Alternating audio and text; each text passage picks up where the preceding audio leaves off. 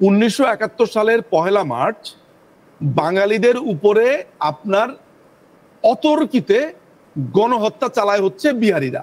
এখন আমার কথা ধরা যাক যে অন বোর্ডে অনেকেই নেবেন, আচ্ছা ঠিক আছে উনি আওয়ামী লীগ করছে, উনি আওয়ামী লীগের পক্ষে বলছে, আওয়ামী লীগের পক্ষে মুক্তিযুদ্ধের পক্ষে তারা তো এক করে দেখে। মজার ব্যাপার হচ্ছে যে বিএনপির যিনি প্রতিষ্ঠাতা, বিএনপির যিনি প্রধান আপনার জিয়াউর রহমান, মেজর জেনারেল জিয়াউর রহমান, তিনি একটি জাতির জন্ম এই নামে একটি কলাম লিখেছিলেন 1972 সালে। পরবর্তী সময় সেই কলামটা 1974 সালের বিচিত্রাতেও প্রকাশিত হয়, দৈনিক বাংলাতে সেই কলামটা প্রচারিত হয়। সেই একটি জাতির জন্মের কলামের ভেতরে উনি পরিষ্কার করে লিখেছেন যে 1 মার্চে আমরা যখন দেখলাম বিহারিরা হঠাৎ করে অতর্কিতভাবে বাঙালিদের উপরে গণহত্যা চালালো, তখন তিনি আর বসে থাকতে পারলেন না। কে বলেছে এই কথা?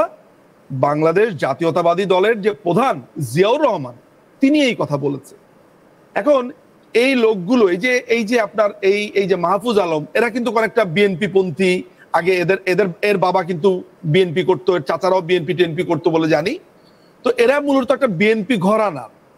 এরকম একটা বিএনপি ঘরানার ছেলেকে যদি এখন আমি বলি যে জিয়াউর রহমানও তো বলেছে যে বিহারিরা গণহত্যা করেছে, অর্থাৎ তাদের যে প্ল্যানটা হচ্ছে সেটা হচ্ছে যে মুক্তিযুদ্ধের সময় বাঙালিরা অনেক বিহারিকে খুন করেছে, এই খুন করাটা সামনে এনে মুক্তিযোদ্ধাদেরকে বিচার করার একটা পায়তারাই হচ্ছে ওর আসলে মূল উদ্দেশ্য। এই স্ট্যাটাসটা লেখার ওর মূল উদ্দেশ্য হচ্ছে এইটা। আমরা একটা দীর্ঘ সময় এই 5ই আগস্টের জঙ্গি হামলার পরে এই টোকাইদের মুখে বিভিন্ন টক শোতে বাংলাদেশে দেখেছি যে তারা বলছে যে মুক্তিযোদ্ধারা নাকি বিহারিদের উপরে গণহত্যা চালিয়েছে। এইটা কিন্তু আমি একবার দুইবার শুনিনি। এখন খেয়াল করে দেখেন, যখন কোনো একটা লোক, যদিও সে উপদেষ্টা পদ বাগিয়ে নিয়েছে, তারা টোকাই জঙ্গি দখল করেছে, তারপরও তো সে বাংলাদেশের ফ্ল্যাগ বিয়ার করছে। এরকম একটা অবস্থানে থেকে কেউ যখন বলছে যে বাঙালি বিহারি দাঙ্গা, মাথায় রাখবেন দাঙ্গা শব্দটার মানে হচ্ছে এমন যে তুমিও মেরেছো আমিও মেরেছি, বা দুই দলের মারামারি, এইটাকে একটা নর্মালাইজ করা। এখন আপনি যদি আজকে রাস্তাতে দাঁড়িয়ে থাকেন, কোনো ছিনতাইকারী যদি আপনার ব্যাগ টান দিয়ে নিয়ে যায়, পরের দিন পত্রিকাতে যদি এই খবরটা আসে যে ছিনতাইকারীর সাথে ইন্দিরাজির মারামারির ফলে ইন্দিরাজির ব্যাগ নিয়ে গিয়েছে, তাহলে ব্যাপারটা কি দাঁড়াবে? আপনারা দুজন মারামারি করেছেন, সেই প্রেক্ষিতে আপনার ব্যাগ নিয়ে গিয়েছে, অর্থাৎ আপনারও এখানে দোষ ছিল। মানে এইভাবে পুরো ষড়যন্ত্রটাকে একেবারে ছক কষা হয়েছে। তাহলে আপনি একটা ছবি আপনাকে দেখাই, ব্যাপারটা কি দাঁড়িয়েছে একটু এই বাক্যটা শেষ করি। ব্যাপারটা আপনি দাঁড়িয়েছিলেন, আপনার ব্যাগ অন্যায়ভাবে টান দিয়ে নিয়ে নেওয়া হয়েছে।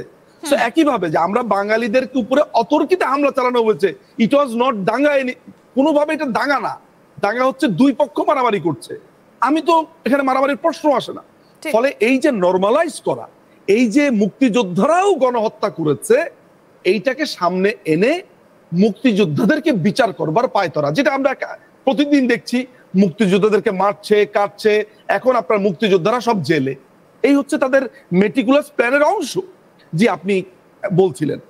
একদম একটা ছবি যদি আপনাকে দেখাই, আপনি আরো ভালোভাবে বলতে পারবেন। এই যে সোহরাবর্দী উদ্যান বাংলাদেশের, সেখানে একটা জমায়েত লক্ষ্য করা গেছে এবং প্রচুর সংখ্যক মানুষ। আমি ছবিটা একটু প্রোডাকশন টিমকে বলবো দেখানোর জন্য। এই যে সোহরাওয়ার্দী উদ্যান বাংলাদেশে, এবং তাদের বক্তব্যটা কি, তাদের দাবি কি না, বাংলাদেশকে একেবারে কট্টর খিলাফত বাংলাদেশে প্রতিষ্ঠা করতে হবে। এই যে এই ধরনের যে ছবিগুলো বাংলাদেশের, এটা হচ্ছে সোহরাবর্দী উদ্যানের এই যে ছবি, এরকম তো বিভিন্ন জায়গায় দেখা যাচ্ছে। তাহলে আসল উদ্দেশ্যটা কি?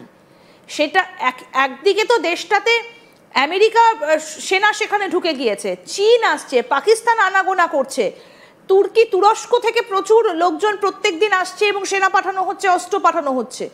তাহলে রইলটা কি বাকি? কোনো কিছুই আসলে থাকলো না ইন্দিরাজি। এটা তো হচ্ছে যে এগুলা যখন দেখি তখন এক ধরনের কি বলবো, এক ধরনের হতাশা যে এই দেশটা কমপ্লিটলি একটা মৌলবাদের অধীনে চলে গেছে। হুমান আজাদ যেটা বলে গিয়েছে, সবকিছু নষ্টদের অধিকারে চলে গেছে। ফলে আপনার এই বাংলাদেশে, এই স্বাধীন বাংলাদেশে আপনি কখনো কল্পনা করেছেন যে জঙ্গিরা একটা বড় ধরনের সমাবেশ ডেকেছে, জঙ্গিরা এখানে জঙ্গিরা মিটিং করছে, জঙ্গিরা সমাবেশ করছে। যদিও আমি জানি না যে এই জমায়েতের কারণটা কি, কি কারণে তারা এসেছে, কিন্তু একটা জমায়েতে যদি কেউ এসে বলছে যে সমস্ত হিন্দুদেরকে হত্যা করা হবে, সেই জমায়েত তো তার ভালো জমায়েত হতে পারে না। মানে আপনি কোনোভাবেই সেই জমায়েতকে আর ভালো জমায়েত বলতে পারেন না। যদিও আমি এটাও বলে নিচ্ছি যে স্টেজ কেন, কি কারণে তারা এই সোহরাওয়ার্দী উদ্যানে এসেছে, কি তাদের উদ্দেশ্য বিদেহ, এগুলো তো কিছুই জানি না। কিন্তু যেই সমাবেশ থেকে বলা হয় যে আমরা হিন্দুদেরকে খুন করব, আমরা তাদের রক্তে স্নান করব, আমরা তাদেরকে মেরে ফেলবো, কেটে ফেলবো, সেই জমায়েতকে তো আপনি কোনোভাবে একটা গুড ইন্টেনশনে হয়েছে এটা অন্তত পক্ষে একটা সভ্য মানুষ হিসেবে আমরা বলতে পারি না। ফলে আমাদের এই রাষ্ট্রটাকে আমি বলি হচ্ছে ব্যানানা রিপাবলিক, কিংবা বলি এটি ইস্ট পাকিস্তান হয়ে গেছে। এখানে সামরিক শাসকরা যারা আছে, সামরিক কর্তারা যারা আছে, প্রশাসন যারা আছে, প্রত্যেকেই কি অদ্ভুত ভাবে প্রত্যেকেই এই নষ্টদের অধিকারে চলে গেছে। মুক্তিযুদ্ধ আমরা যে স্পিরিটে করেছিলাম, যেই সামাজিক ন্যায় বিচার, যে সুশাসন, যে আত্মমর্যাদার জন্য, যে সেকুলার রাষ্ট্র গঠন করবার জন্য, যেই রাষ্ট্রটাকে আমরা বলেছি যে আমাদের রাষ্ট্রটা ফুলে ফলে আমাদের এই রাষ্ট্রটা বিকশিত হবে, যে রাষ্ট্রটা হওয়ার কথা ছিল একটা সেকুলার রাষ্ট্র যেখানে ধর্ম হেজিমনি তৈরি করবে না, অর্থাৎ আধিপত্য তৈরি করবে না, কার কি ধর্ম ডাজন্ট রিয়েলি ম্যাটার। মুক্তিযুদ্ধের পরে এটাই ছিল, কারণ দেশ ভাগটা হয়েছে একটা কমপ্লিটলি রং রিজনে, ধর্মের খাতিরে, যেটা কমপ্লিটলি একটা শুরুতেই আমরা আইনের ভাষাতে বলি নাল এন্ড ভয়েড, অর্থাৎ ভয়েড অ্যাব ইনিশিও, শুরুতেই বাতিল। ধর্মের ভিত্তিতে রাষ্ট্র হতে পারে ইন্দিরাজি, হয়েছে। আমাদের বুড়ো খোকারা এটা করেছে। সেই বুড়ো খোকাদের এই মাসুল আমাদেরকে দিতে হয়েছে 24 বছর, 1947 থেকে 1971 সাল পর্যন্ত সেই ভুলের মাসুল আমরা দিয়েছি।